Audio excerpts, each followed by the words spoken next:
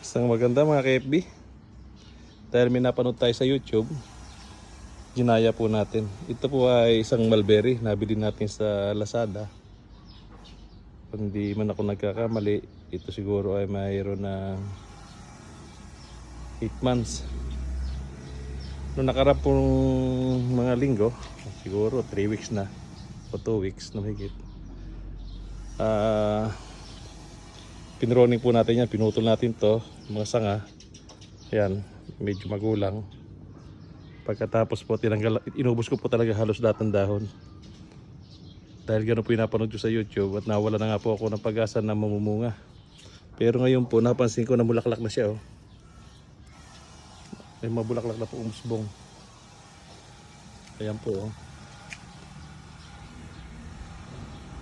Kaya totoo nga, para mapamunga ang mulberry, kailangan nating pruning, tanggalan ng dahon.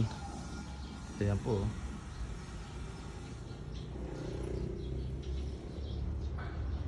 Marami pa po, iba pa po iba. Ayan o. Lalabasan na sa lukuyan. Kaya effective nga po.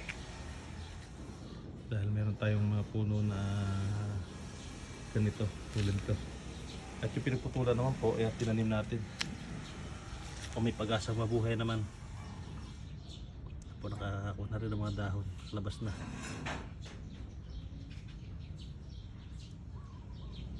Hindi po mga ka-FB, natuwa lang ako. Natutunga. Kailangan tanggalan ng dahon, i-pruning. Maliit pa naman siya. Oh. Maliit pa puno nito pero napamunga na natin. Salamat po na marami.